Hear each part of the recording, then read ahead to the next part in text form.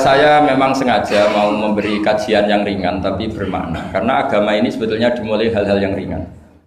Nggak ada ceritanya filosofi agama itu berat karena jubilatil ukul ala qabulil haqqi. Semua ulama berpendapat akal itu dipaksa untuk menerima kebenaran.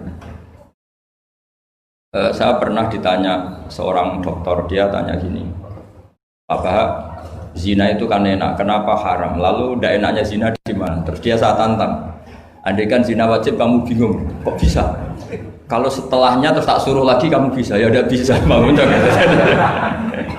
Akhirnya dia mikir iya ya, kalau wajib malah bingung harus mengumpulkan uang untuk murder, dan kalau dia senang seseorang tidak harus kesampaian. Ya kan, kalau kamu senang seseorang kan tidak mesti dia senang kamu. Kan repot kan? Kalau senang tidak mesti dia senang kamu, atau nggak senang maunya dibayarkan repot.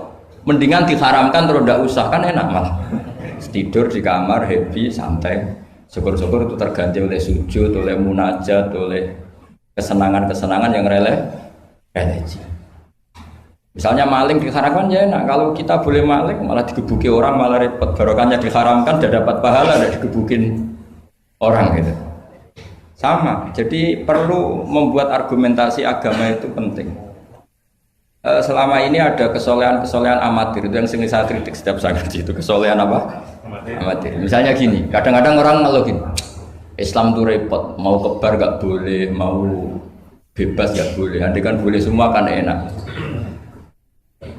Pertanyaannya adalah ketika boleh semua, apakah lembaga maksiat ini tidak ada aturan? Kan tetap ada aturan. Boleh pakai kalau bayar, itu aturan enggak? Aturan. Kalau yang cantik mahal kan aturan. Kalau khomer atau arak yang enak mahal kan aturan.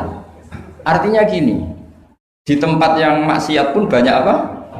Aturan. Kenapa aturan di tempat maksiat kamu anggap kebebasan, sementara agama ngatur kamu anggap pengekangan? Nah, ini namanya soleh amatir apa? Soleh amatir itu yang latihan soleh. Tapi kalau solehnya sudah lama, kayak saya ini masuk soleh sudah lama, tidak tahu saya. Dari Gus Bak Syukur yang nggak seneng namanya akan komentari ujub, ya sudahlah itu biasa manusia seperti itu. Seperti sama merengut, yang senang akan bilang pemikir serius, yang nggak seneng kok merengut orang ita itu ya gitu, yang seneng bilang wah itu sibuk ngalor ngidul gitu. Yang nggak seneng kan bilang wah ita itu. Jadi itu kan nggak usah dipikir lah, komentar orang itu nggak usah dipikir. Jadi ini penting saya utarakan. Sehingga saya berpikir, terutama untuk zaman akhir. Saya ulang lagi, terutama untuk zaman akhir. Saya buktikan sekian ayat. Sebenarnya saya hafal Quran, tapi ini tak bawa Qurannya supaya nanti kamu bisa nyari ayatnya. Syukur-syukur kamu bisa nyanyi saya hafal Quran, bagus ini.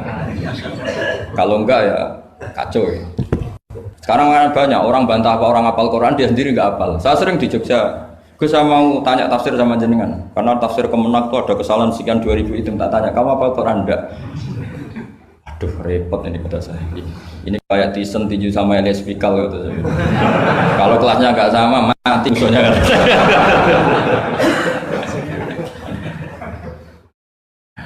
Karena bukan karena ini keangkuhan, tapi proporsional apa? Proporsional. Saya cerita yang ringan-ringan saja, sebagaimana sanad saya dari guru-guru saya ila Rasulullah Shallallahu Alaihi Wasallam. Agama itu dimulai dari kesenangan, happy.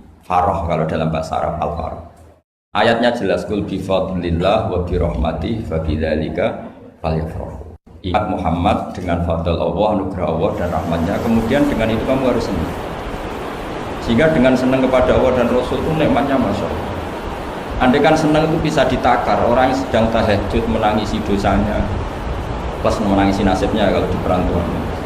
Itu senangnya sama orang yang sedang dugem itu mesti kalah, mesti senang yang sedang tahajud.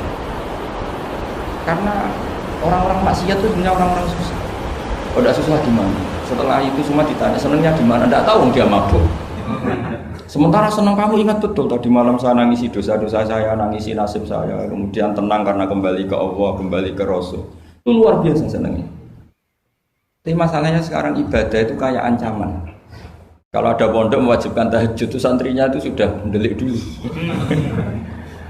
Kalau di masjid-masjid gini itu Kira-kira diwajibkan tahajud, orang juga protes. Ini aliran sesat, sunat kok diwajibkan.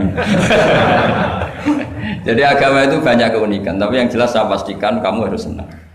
Kata Rasulullah Shallallahu Alaihi Wasallam tadi, salasun mangkun nafihi wajata halawatal iman. 3 hal ini, kalau 3 hal ini ada pada kamu, ada pada kita, pasti kita ini menemukan halawatal iman, manisnya iman. Yaitu satu, ayyakuna Allahu wa rasuluhu ahabba ilaihi mimma siwahuma. Bahwa Allah dan Rasul itu lebih Anda cintai ketimbang yang lain. Mencintai Allah itu nikmatnya Masya Allah. Caranya gimana supaya kita istiqomah ibadah? Anggap hidup kamu itu sehari.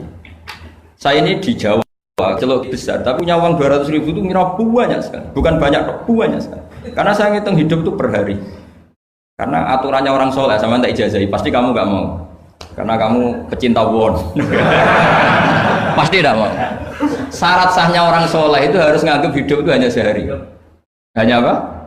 Wa'mal li akhiratika ka'annaka tamutu ghadan. Beramallah untuk akhiratmu seakan-akan besok mati. Coba kamu yang di perantauan, bayangkan maksiat sampai 60 tahun ke depan kan berat. Sampai seminggu saja kira-kira berat kan? Tapi kalau bayangkan, saya tidak akan maksiat semalam ini karena besok saya mati, sukses. Besok berpikir gitu lagi, saya tidak akan maksiat kan hanya sehari. Ternyata besok hidup lagi. Berpikir gitu lagi, tahu-tahu mati betulan setelah 60 tahun. Jadi itu apa ya, satu konsep dari Rasulullah supaya orang itu meninggalkan maksiat itu ringan karena bayangannya hidup banyak. Coba yang ahli maksiat itu diberitahu besok kamu mati, kira-kira malamnya maksiat enggak? Kamu maksiat itu karena bayangkan hidup masih lama. Makanya kata Quran, wahai orang-orang yang beriman, alam yakni lil ladzina amanu an takhsha qulubuhum li dzikrillah wa ma nazala minal haq. Orang-orang iman itu sudah saatnya khusyuk.